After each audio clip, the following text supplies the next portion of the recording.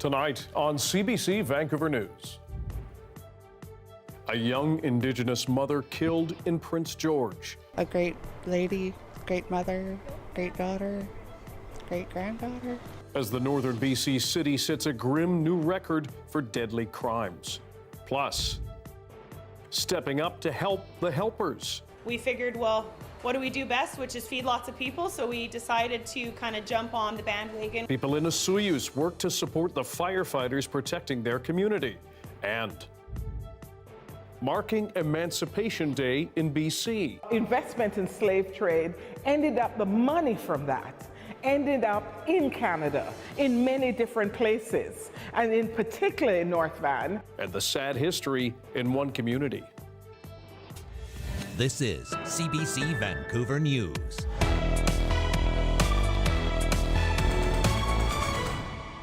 Good evening, I'm Dan Burritt. Thanks for joining us. Anita is on assignment this week.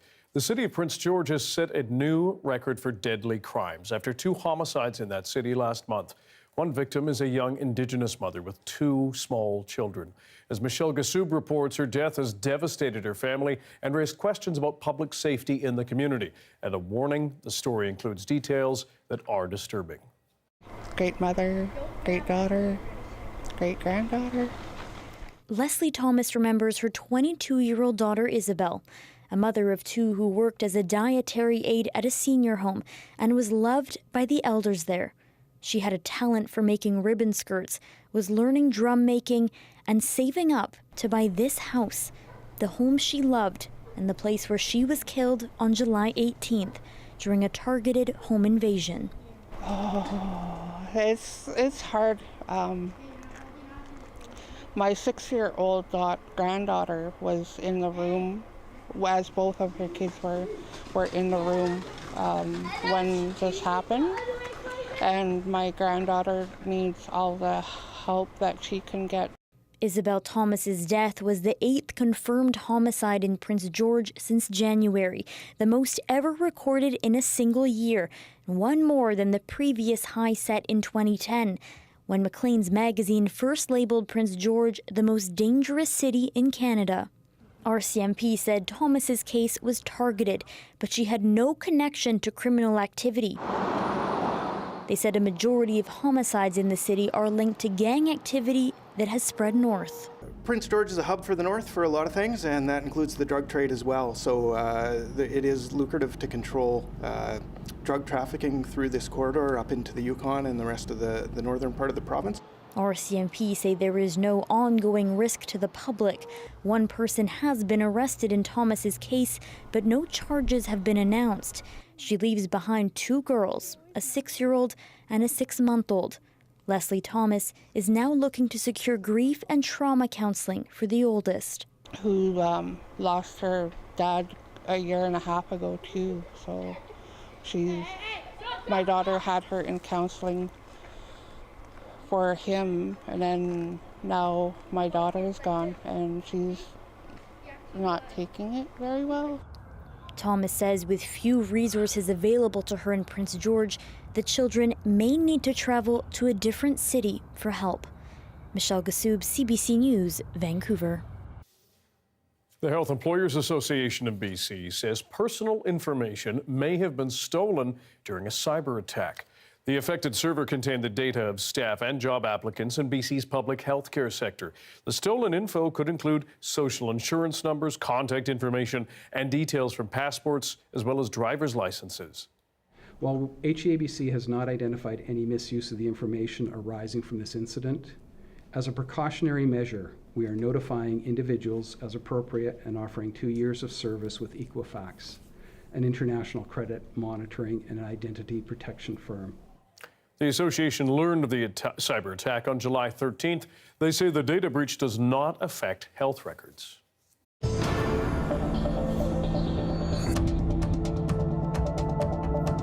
People in and around Osoyoos are banding together to support firefighters and other first responders as they contain a dangerous wildfire there. The Bluff blaze has been burning for 4 days and grown to more than 30 square kilometers. Our Zara Premji is in the South Okanagan speaking with those stepping up to help protect their community. It's just truly amazing to see everybody come together. It's incredible. When these friends realized their store was in the Eagle Bluff Fire's evacuation order zone, they decided to join forces with other shop owners and community members to put their skills and supplies to work. We figured, well, what do we do best, which is feed lots of people, so we decided to kind of jump on the bandwagon with Junction 3 and start offering some meals and drinks and things like that, and it kind of just escalated from there. Each business started throwing in money and joining. All to support first responders. It's one way many people here say they've found peace and purpose in the midst of the fear. We helped them, we turned on all our lights so they could see, and then we showed them around and showed them where we watered and stuff so they could start setting up there. Mariah Andres and her family watched the fire hop the U.S.-Canada border and quickly inch closer to their home. I've lived in my house for 12, 13 years now, never once had a wildfire over here. It's definitely very new and scary for us. So she knew she needed to help. And we actually came into our backyard and started watering the ground to try and get it ready, because it was a grass fire, so it was moving really fast. And community members say the help won't stop. So far, more than $7,000 has been raised to bring more food and supplies to first responders. We're kind of just all working together and back and forth, and the community's dropping off Gatorades and muffins and cakes, and it's fantastic. Can't ask for anything better. The wind has helped the fire, and 1,600 properties have been taken off the evacuation alert. But the fire has more than doubled in size since Monday. Just under 1,000 properties remain on an evacuation alert, and 191 are still on an evacuation order. Zara Premji, CBC News, Soyuz. And we're getting a look at another of the international crews assisting Canada in its wildfire season. A team from Costa Rica has been deployed to the Burns Lake area. This video, shared by BC Wildfire, shows the crew undergoing initial training. The service says it's crucial to give global crews orientation as they begin work on the fires so they can stay safe in unfamiliar conditions. They'll be fighting a series of blazes in the Bulkley-Nechako region. Meanwhile, in the Cranbrook area, some good news. The St. Marys Wildfire, which wiped out several homes in the Occam community, is now considered held. That means officials don't expect the fire to grow further, but they warn it will continue to generate smoke until it's fully extinguished. Back here in the Lower Mainland, get ready to put away your garden hose, pick up a watering can, and let your grass go brown. Water restrictions will come into effect across Metro Vancouver on Friday as the region pushes people to save more water. The Stage 2 restrictions mean watering is banned for residential and non-residential lawns. You also cannot fill up pools or hot tubs or fountains and other water features. You're not allowed to wash driveways and sidewalks except in limited circumstances. Trees, shrubs, and flowers can be watered by hand or by sprinkler between 5 a.m. and 9 a.m. Vegetable gardens are also free from any restrictions. The agency says the move is needed given hot, dry weather is still in our forecast. And the weather expert, Darius Madavi, joins us with a first look at the weather and how we're doing so far. Yes, well, given the talk about not watering our lawns, keeping water usage down, I just thought we should take one more look at the drought map. This was released last Thursday. We'll expect an update coming up this Thursday when the province decides whether any more regions will be moving into an elevated drought level. I just want to remind people, this is really unprecedented. We haven't seen drought levels like this in recent memory. This is what we'd expect at the very end of August after quite a bit more time in the dry season, not anything like what we're seeing now. So it really is something that we need to be concerned about, especially given the next few months are also expected to be warmer than average. This was just released just yesterday by the federal government, showing where in Canada we can expect higher than average temperatures over the next 3 months. And you'll notice that Vancouver and much of BC is likely between 70 and 80% to see warmer than usual temperatures over the next few months. So we need to be extra cautious because that will escalate the drought conditions if we do see those higher temperatures. That being said, right now we're not seeing anything too far above seasonal. This high pressure system might bring some temperatures above seasonal for the southern interior over the next few days, but really it's just keeping Vancouver's skies pretty sunny. A little bit of cloud tonight around sunset. Overnight, expect a supermoon tonight, which is where a full moon happens while the moon is at its closest point to Earth, which is very exciting. So expect a really nice full moon tonight. Something to look up and look forward to. Thank you, Darius. Exactly. Thank you. BC's Transportation Ministry is cleaning up an empty encampment along Nanaimo's Millstone River. Officials say they confirmed the site was clear of people before that cleanup began. They've dispersed in the area, so they could be in Bowen Park, they could be in Caledonia Park. Some have left the city, some have got housing. The encampment was the site of 2 shootings earlier this year. Officers visited the camp twice a week to make sure it is safe. Items of value will be stored for 30 days and can be claimed. Advocates, however, say the camp was not abandoned and was still being used. They say they would have liked more notice.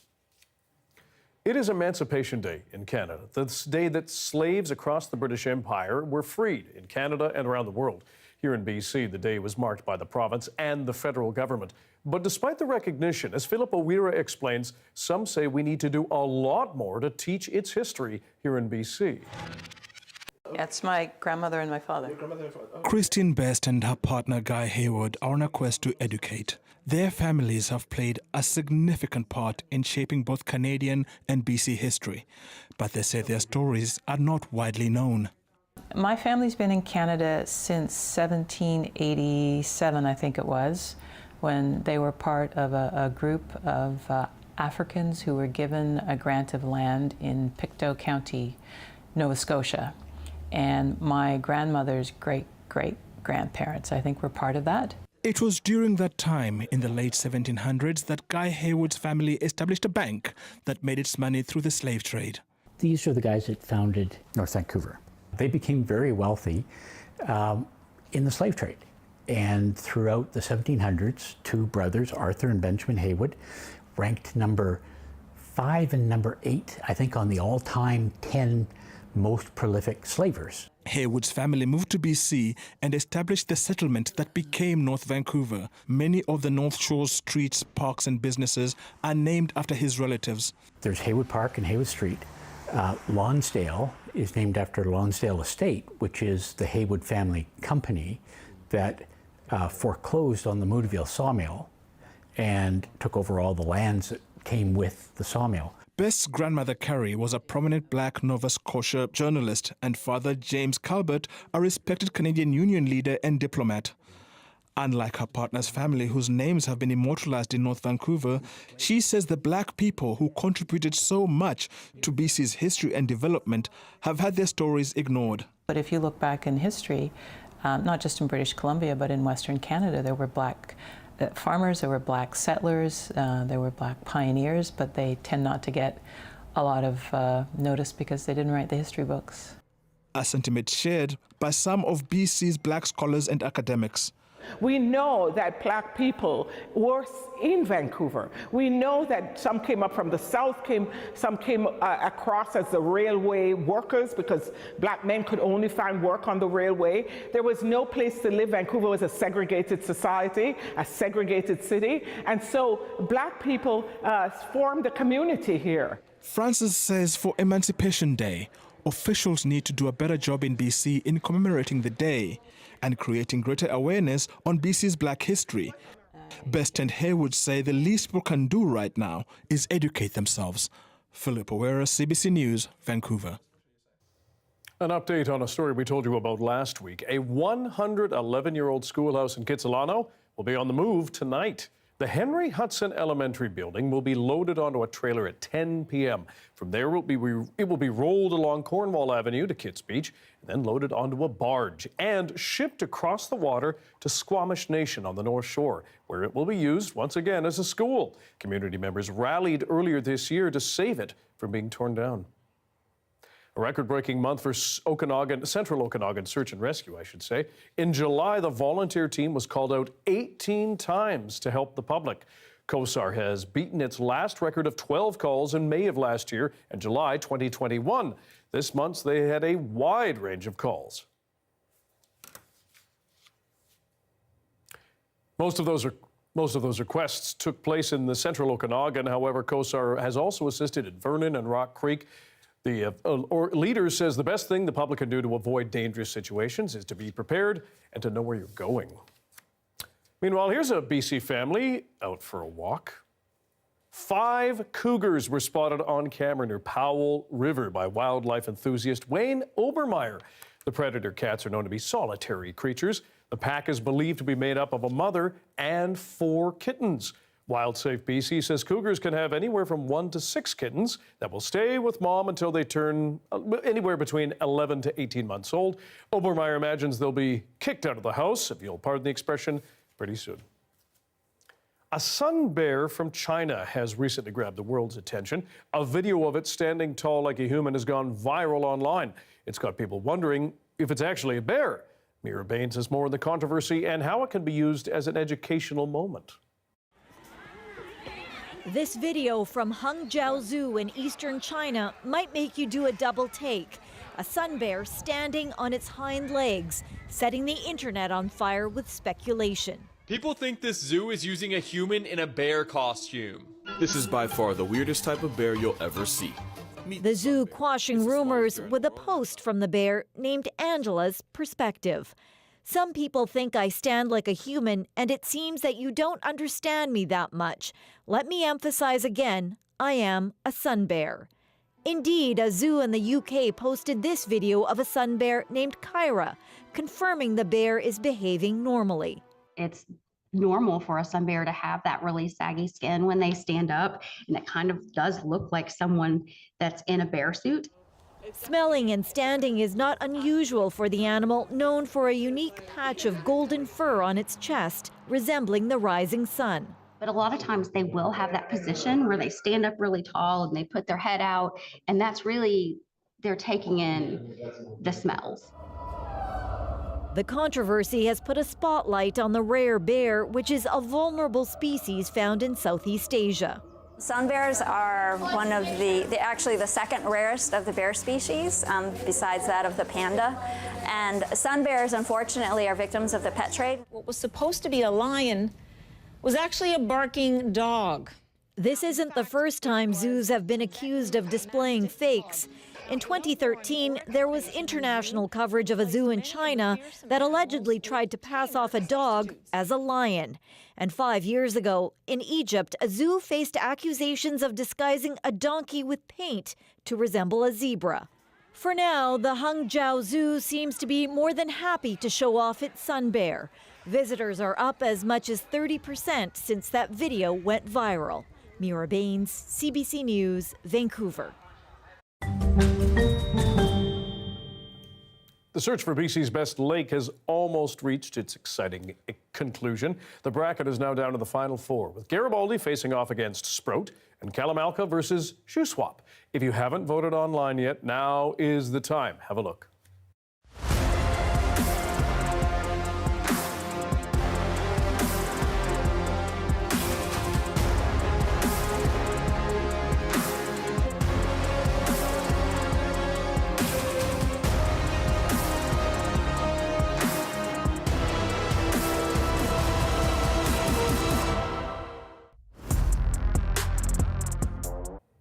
You saw it there. Voting for the final 4 in the search for BC's best lake is underway. Sprout, Garibaldi, Shuswap, and Kalamalka are in the running. But Justin McElroy is here to tell us what voting is looking like right now. Who's in the lead, Justin? That was a very dramatic video, Dan. I was going to say good music. You had nothing to do with that, eh? No. But you're right. 4 lakes left at the end of the day. There will just be 2 remaining in the search for BC's best lake.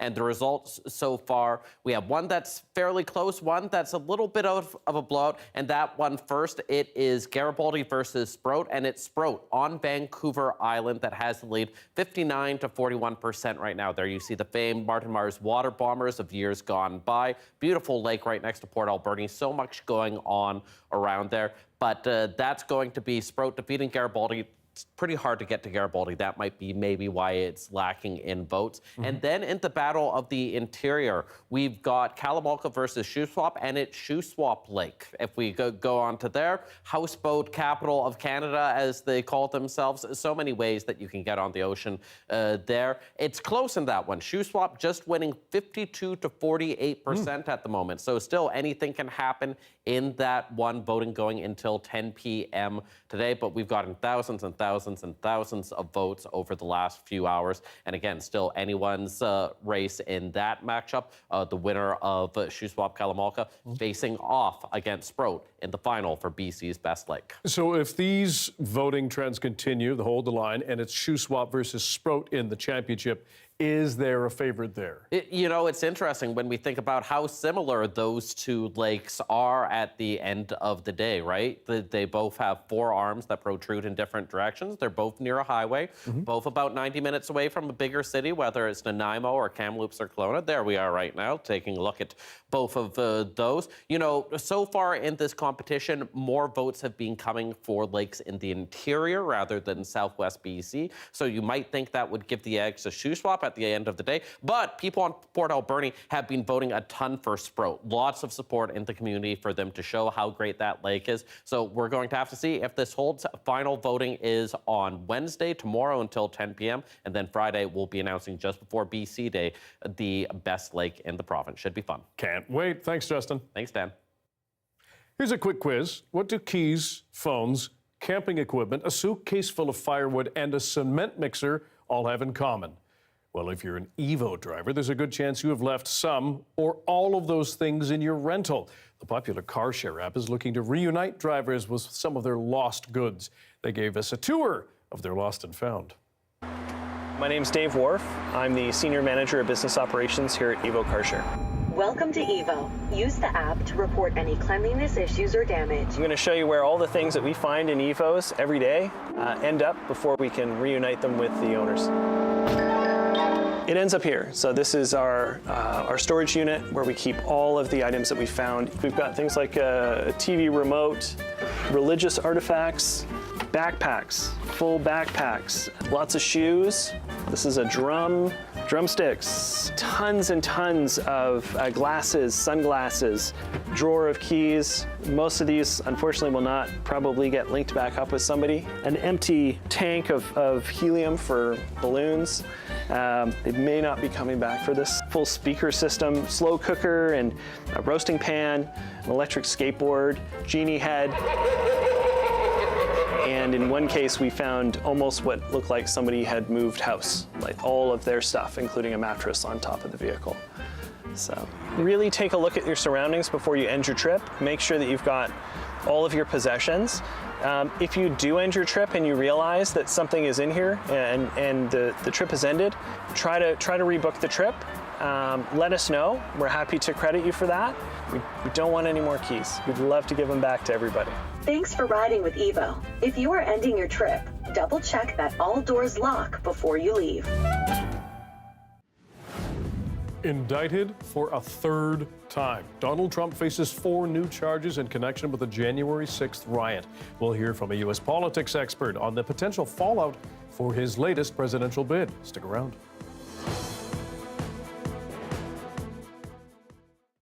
And hello to everyone watching on our commercial-free live stream tonight. Thanks for being here. 9 banana trees are simultaneously blooming in a rare occurrence at the University of Saskatchewan greenhouse in Saskatoon. It features 4 banana varieties, including the 40-year-old dwarf Cavendish. Have a gander. It's a tree not many people will have seen in North America, and there are 10 of them growing inside a greenhouse at the University of Saskatchewan. 9 of them are bearing fruit, something considered unusual by experts. Bananas in Canada, it's always very rare because, this is a tropical plant. There's not just one type of banana, but 4 different varieties blossoming at the greenhouse. The oldest one is known as dwarf Cavendish, brought in by Nair 40 years ago. There's also the dwarf Robusta, the common plantain, and the not-so-common Kanan. Robusta is similar to Cavendish, but tastes slightly different. It's a little more sweeter, and the fruit, when it ripens, is much more softer. Cavendish bananas are typically what you'd find in your grocery stores. They make up about 47% of global production, according to the United Nations. Growing these bananas isn't a quick process. It takes about a year for a tree to grow and produce these fruits in a greenhouse, assuming you have the right light and water.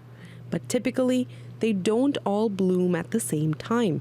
Nair says it could be climate change, but he can't be sure. Scientists will say something is not correct because the weather and the changes that is happening is influencing what is happening to the plant system. Bananas are predominantly produced in Asia, Latin America, and Africa. According to the United Nations, the biggest producers are India and China. Nair says it feels amazing to bring students in and show them what these tropical plants really look like. Karen has got PhD students that come from all over the world, and many of them doesn't know what a banana tree looks like or most of the stuff that they're accustomed to eat. Bananas aren't the only tropical plants in the greenhouse. There's also papayas, turmeric, sugarcane, and chamba, which I tried to eat. It's not going to be very sweet yet. Still pretty good though. Nair says on almost each tree, one group of bananas opens up like a flower every day. Some of the bananas will begin to ripen over the next 4 to 6 weeks. Then it's time to harvest and enjoy the fruits of his labor. Aishwarya Duda, CBC News, Saskatoon.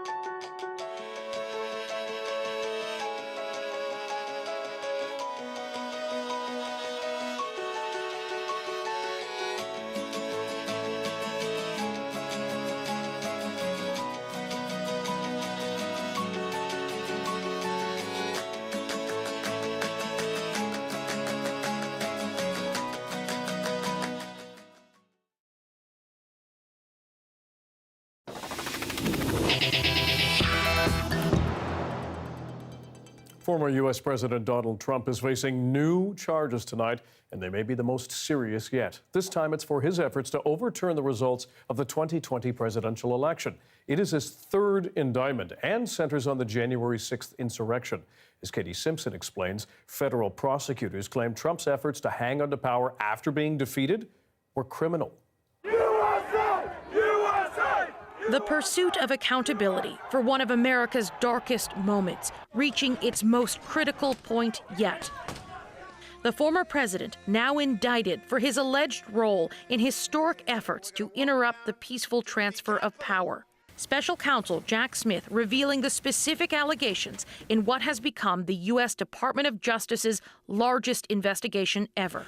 Charging Donald J. Trump with conspiring to defraud the United States, conspiring to disenfranchise voters, and conspiring and attempting to obstruct an official proceeding.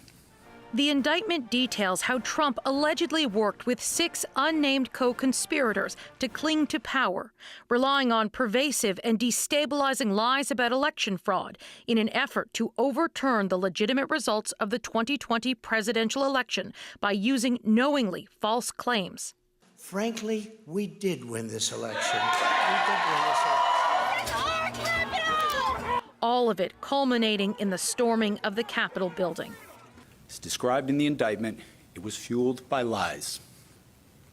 Lies by the defendant targeted at obstructing a bedrock function of the U.S. government, the nation's process of collecting, counting, and certifying the results of the presidential election. In a statement, the Trump campaign said the charges are reminiscent of Nazi Germany in the 1930s, the former Soviet Union, and other authoritarian and dictatorial regimes. The former president has long denied wrongdoing, alleging any and all criminal charges are politically motivated. This is prosecutorial misconduct, and its primary purpose is to steal another election. Trump is already facing dozens of charges in New York related to alleged hush money payments to an adult film star, and in Florida over allegations of how he handled classified documents after leaving office. It's also very possible Trump could be indicted a 4th time in Georgia for alleged election interference there. Speculation about charges forcing local officials to ramp up security.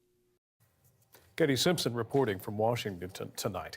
For more on Trump's latest legal troubles, let's bring in Paul Quirk, the Phil Lind Chair in U.S. Politics and Representation at UBC. Paul, thanks for joining us. As we heard, this is the third time the former president has been indicted. How does today's indictment, though, stack up against the other cases against him?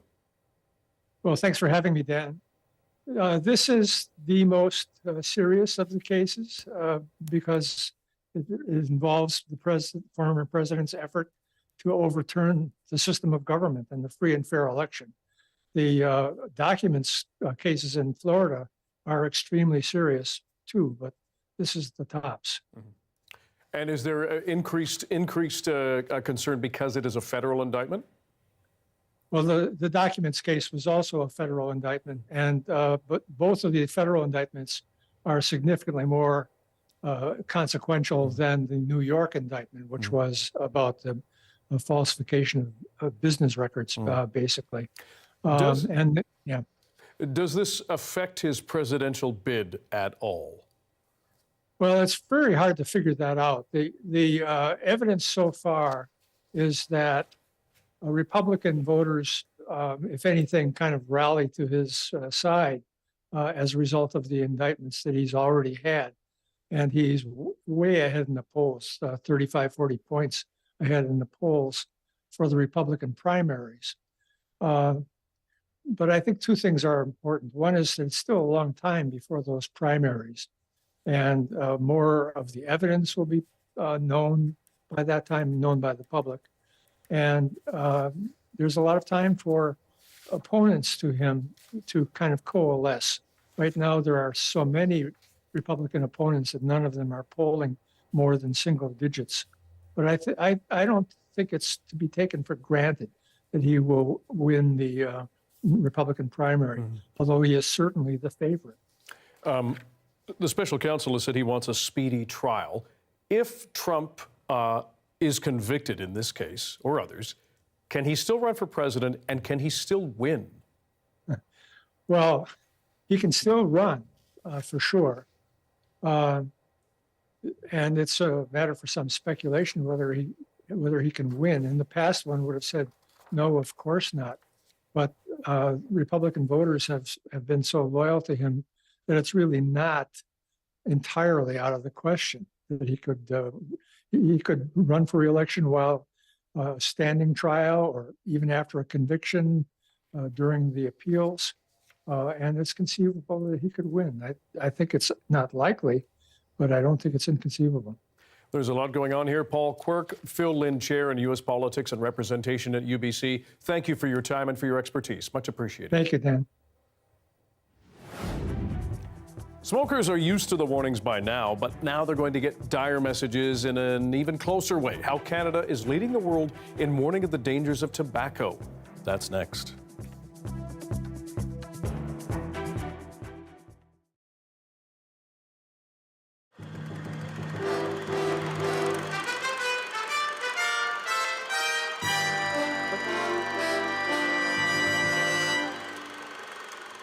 You know how old I am. Well, I wouldn't ask such an indiscreet question. It's never too late to catch up with an old friend.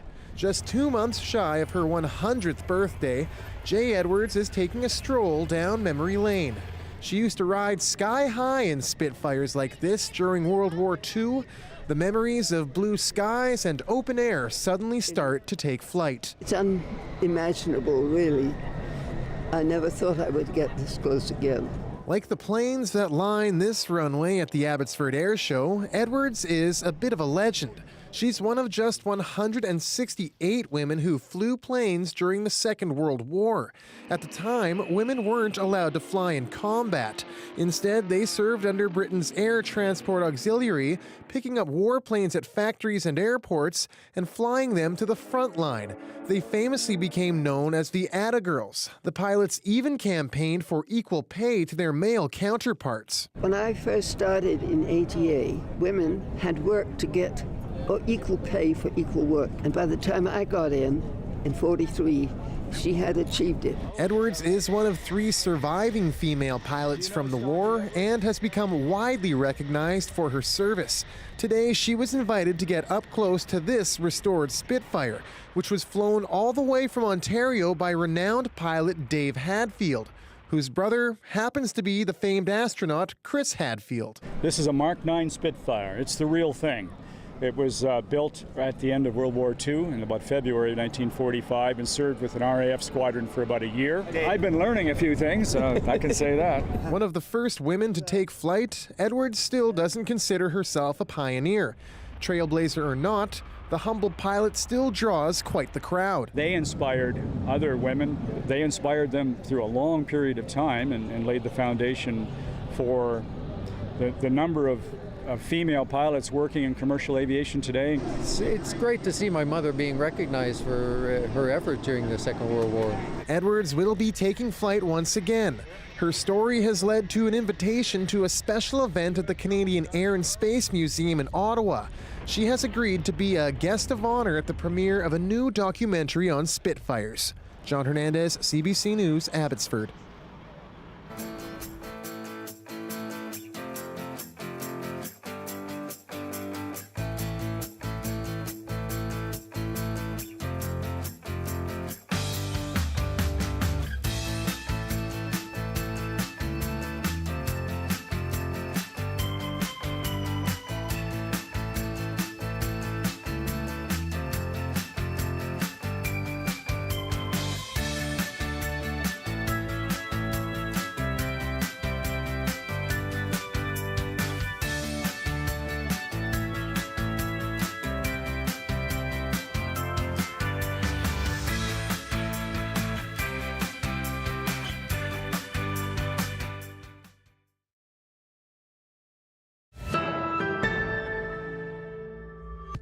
Starting today, manufacturers are required to print health warnings on every single cigarette sold in this country. Canada is the first nation in the world to make this move. But as Albert Delatala reports, it may take some time for those warnings to show up.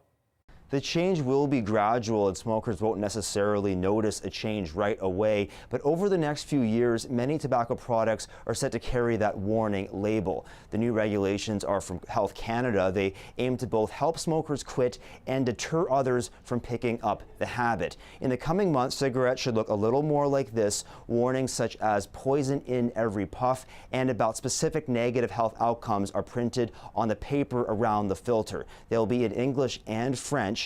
In terms of the timeline, the larger king-size cigarettes will have to be labeled by the end of July of next year. Regular-sized cigarettes and cigars with tipping paper and tubes will need the labels by the end of April of 2025.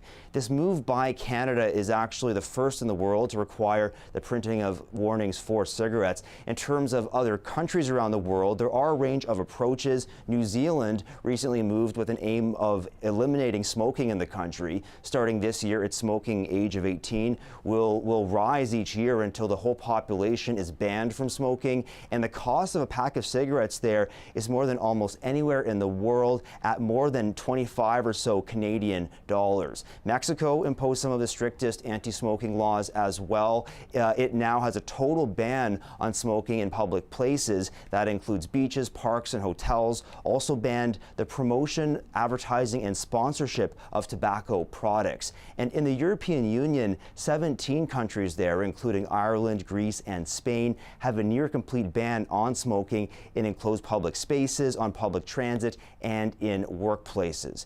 Since the labeling of every individual cigarette is a new strategy, it's a bit of an experiment, but experts who spoke to CBC News Network believe it will work. One of them is a senior policy analyst with the Canadian Cancer Society. He talked about how the changes could benefit young people and their parents. Teenagers are not as aware yet of the detail of the health effects as they will be when they're older. It's going to, they're going to be putting this health warning, which is going to be on the filter part of the cigarette, right in their mouth. It's simply a warning that cannot be ignored. And also kids, if their mother or father smokes at home, we often know that kids bug their parents to quit. Smoking remains Canada's leading preventable cause of death. Nearly 20 billion cigarettes are still sold in Canada each year. That's a lot of real estate to get the message out to quit. Albert De La Talla, CBC News, Toronto. After the break, it was the putt that helped put Canada back on the golf map. We'll talk to BC's Nick Taylor about the win that fans in this country waited 7 decades to see. Stick around.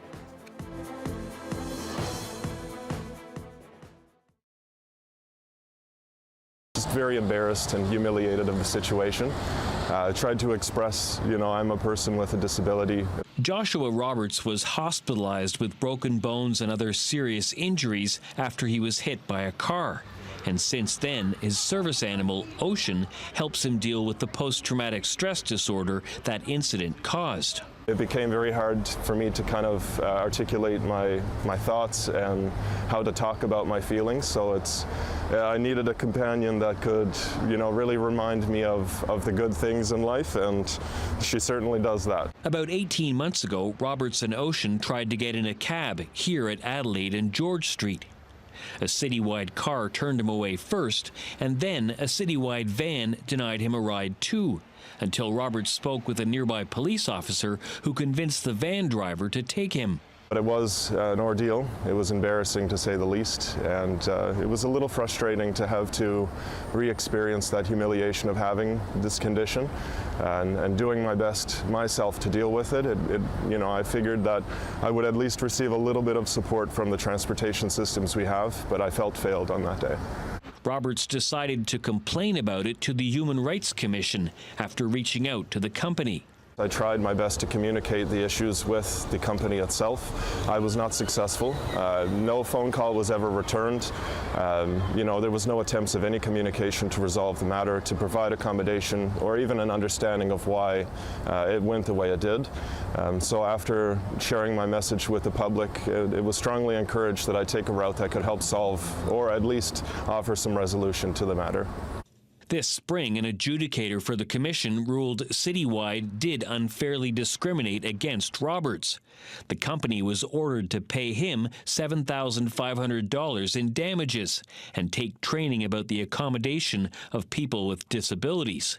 This is the second time the Human Rights Commission has found that Citywide discriminated against a person with a disability who uses a service dog. In this latest decision, the adjudicator said it's evidence of a systemic problem at Citywide, beyond the actions of the individual drivers in this case. CBC called the company's owner, Peter Gulliver, but he didn't return our call. Mark Quinn, CBC News, St. John's.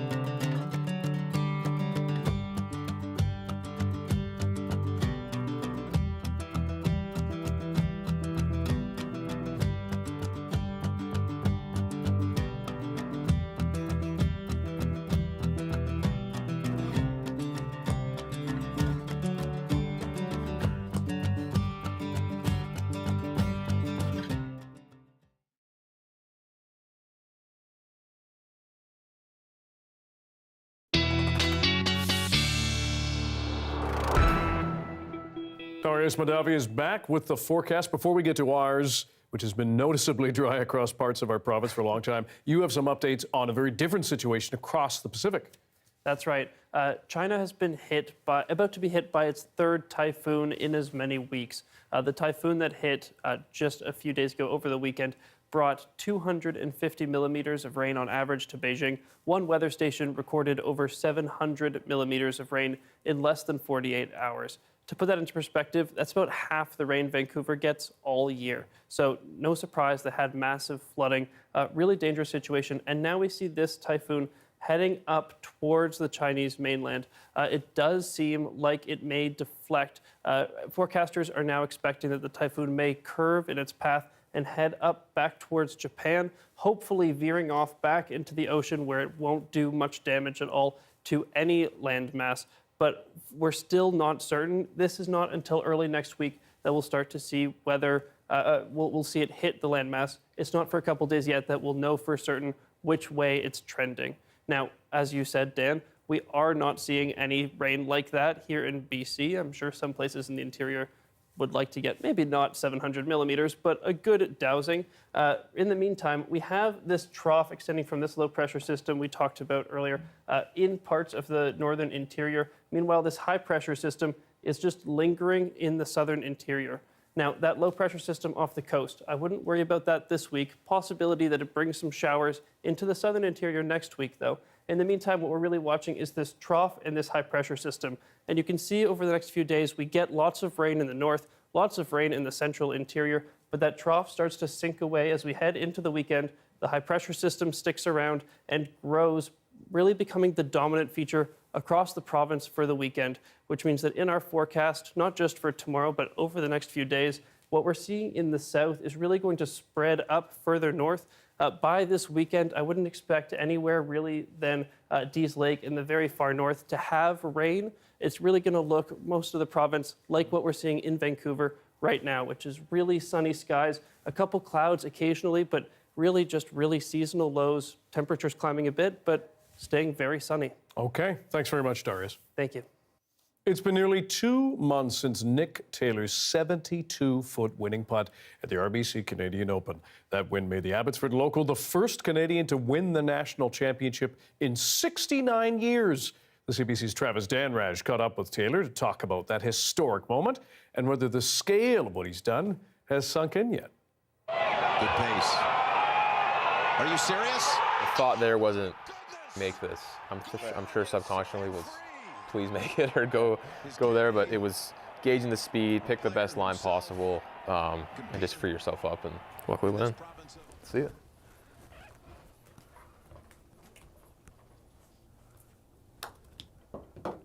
And it's in! Yes! The drought is over! Nick Taylor with the eagle, the 2023 RBC Canadian Open champion! History! I want to start by asking you about this beautiful piece of silver here. What does this represent to you? Man, I think it's a lot. It represents a lot of years of obviously hard work with golf. I think it represents a lot of history of Canadian golf and trying to win it for your country. You know, I'm very proud of the fact that I could be the person to bring it back to Canada. So it means a lot, you know, very deep in a lot of levels. Was all of that weight on your shoulders when you hit the course, or did that kind of hit you afterwards, the historic nature of all of this? When you're in the moment inside the ropes, I'm not really thinking about that per se, but I think the weight of it definitely hit me post-tournament. You know, what it's meant to a lot of people. How has life changed since you won this? You know, not a whole lot. I've said this before a lot. Like, I'm still changing diapers when I'm home, and it's very much early mornings with both our kids now. But you know, I've been recognized a few different times at maybe airports, and you know, it's fun to be at golf tournaments now, hearing 70-foot putt cheers or a lot of congratulatory from other players and caddies. So that part's been a lot of fun. I was watching an interview you did on CBC News Network right afterwards, and you said, "I still feel like I'm up in the clouds." So have your feet touched the ground yet? If they are, it's still tippy toes probably. I think it's, looking back, seeing, the replay, thinking about again what it means to a lot of Canadians, Canadian players. Yeah, I think it's going to take a long time to really register, but having time to be at home and reflect has been nice to kind of look back on it. This, of course. Have you watched this since? I have seen the footage, yeah. You have seen the footage, okay. Let's watch this, and then I want you to tell me what was going through your mind.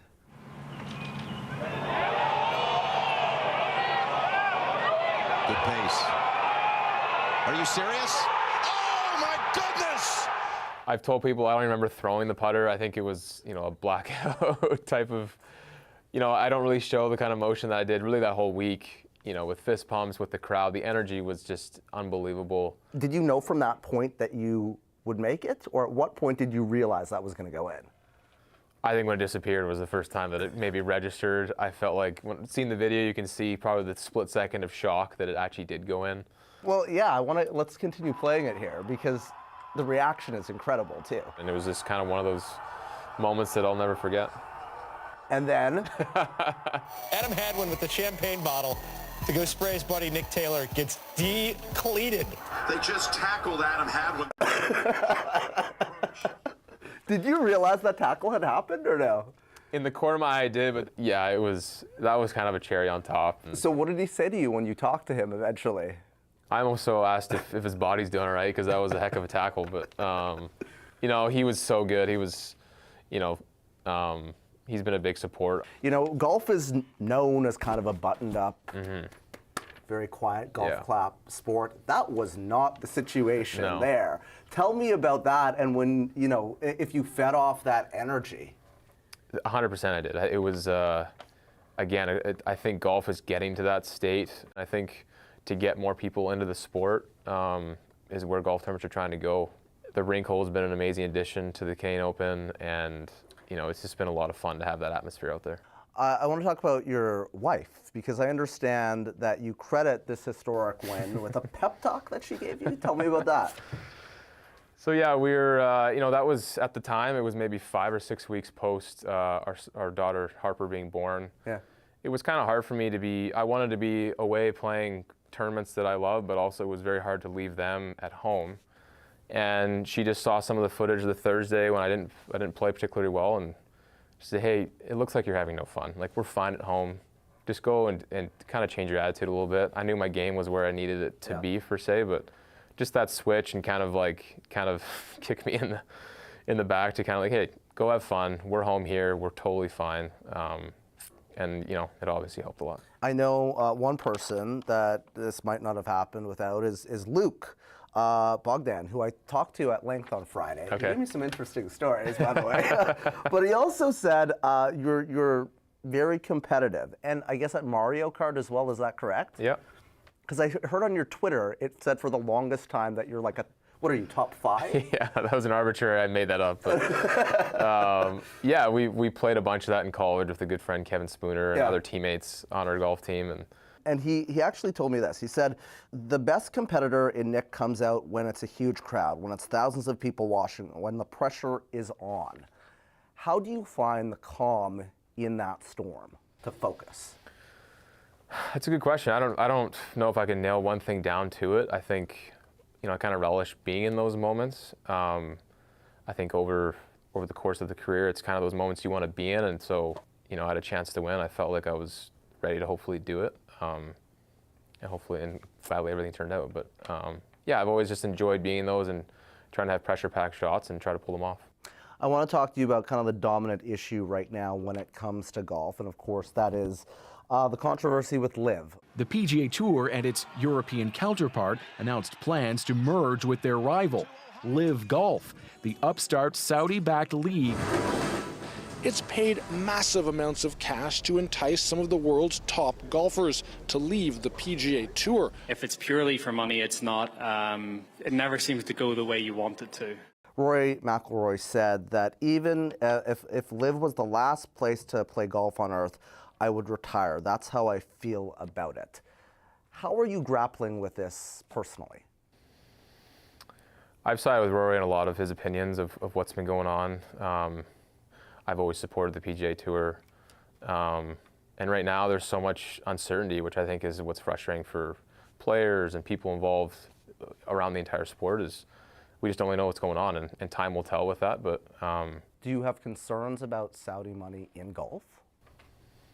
Like I said, I feel like I've always supported the PGA Tour and their stance. And I think that's why when this had come out, it was puzzling, confusing, frustrating, kind of all the above. And now almost like we have no choice. So, like I said, I've sided with Rory on a lot of his opinions. There's so many questions I have those same questions that we don't have answers to, and I think it sounds like it's inevitable.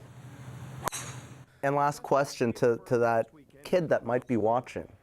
It's 12, 14 years old, that does have big dreams. What's your advice to them? I think anything's possible. You know, it's if you put your head down, obviously there's a lot of hard work in anything that you want to achieve, but if you have a goal and want to achieve it, like I said, I think anybody can do it. It is a pop-up library with a difference. It's not books on offer, and adults are not the focus. Who's behind a library for pooches, and what's on offer after this?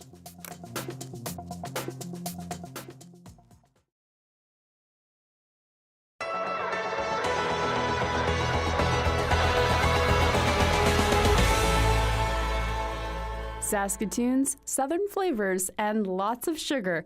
These are a few of Phoenix's Nana's favorite things. The 18-year-old cook and recent graduate of Scott Collegiate's Food Tourism and Hospitality Pathway program plans on turning their love of sweets into a business one day. But right now, Nana is in Yellowknife, cooking alongside some renowned Canadian chefs, including their mentor, Métis chef Jenny Lessard. It's part of their journey to become the person they wish they had when they were younger. I wanted an Indigenous person who was also two-spirit and who was into the different arts and into trying new things and exploring. Nana joined the Tourism and Food program in grade 10. They didn't have career goals or expectations. They just wanted to see where it led them. Honestly, it really opened up my perspective on things. So growing up, I always thought it was just like, this was one thing and this is how it was worldwide, you know, because I wasn't really shown many other ways.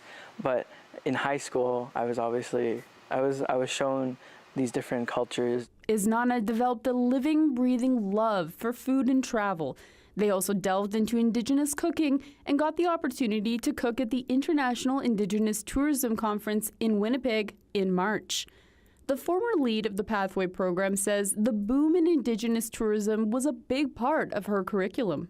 I can bring this to this program and show the students that there's like this huge, opportunity out there to learn about their, cultural heritage and their food cultural heritage. Christofferson says Nana exudes confidence and always stood out in the kitchen. Just their energy, and just that like willingness to try something new. Because a lot of students, that they're afraid of that, or it might hold them back a little bit. Nana prefers not to live by a 5-year plan or a list of goals, but in the moment. They are happy to be graduated and out in the world, but will always remember high school as a great experience, especially because elementary school did not allow them to be themselves. It was like very whitewashed, and I was like put down for being very smart, very intelligent and artistic. I wasn't able to always fit in, so I want to be that person for youth nowadays. Nana may live in the moment, but they know the future is looking sweet. Laura Sharpaletti, CBC News, Regina.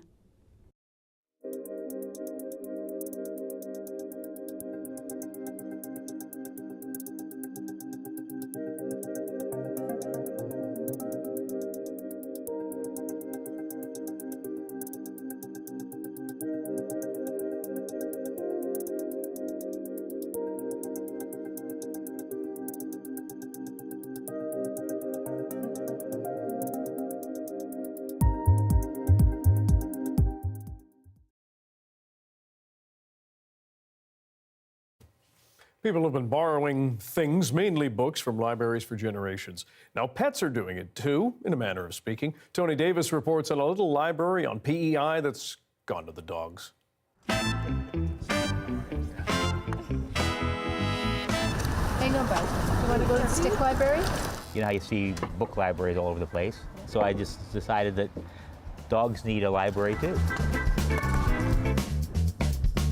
These aren't just any sticks that are in the fancy stick library. It's in the name, they're fancy sticks. So tell me, what makes this one a good stick? Well, it's handcrafted by myself and Clara. Clara came up with the inspiration for this. Well, my daughter has a shop here, and that was the first one I wanted to put up. I'd like to put more across the island.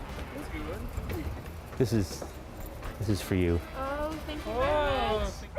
It's nice because like we're on a walk around there and she can have a stick and just chew on it, other than chewing on a leash or chewing on someone else's shoes, or so that she can focus on something else. Is that a good stick? As you see on the tag, 100% Canadian, 100% organic, gluten-free. Some of them even have Clara's teeth mark already in them, you know, gently used sometimes. So, what makes the perfect stick? They're about this length, smooth on the edge, no chance of any splinters, no nubs, and if it's not like that, you're barking up the wrong tree. And so you've put a window in it? Yeah. Yeah? Why? So the dogs can see what their selection. There's big sticks for big dogs and small sticks for smaller dogs.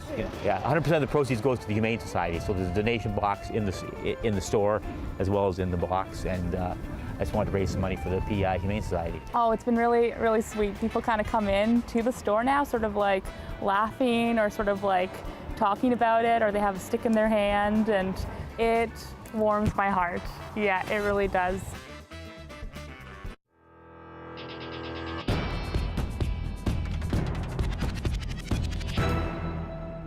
Just before we go, some breaking news to share with you tonight. Squamish-Lillooet Regional District has issued an evacuation order for the Gun Lake-Lajoie Lake area. It writes the situation is critical and that residents in that affected area, you can see it all around Gun Lake, must evacuate immediately. This is because of a wildfire. They advised to evacuate Gun Lake area via Gold Bridge and go toward Lillooet and Whistler. They could register for emergency support services in either of those communities.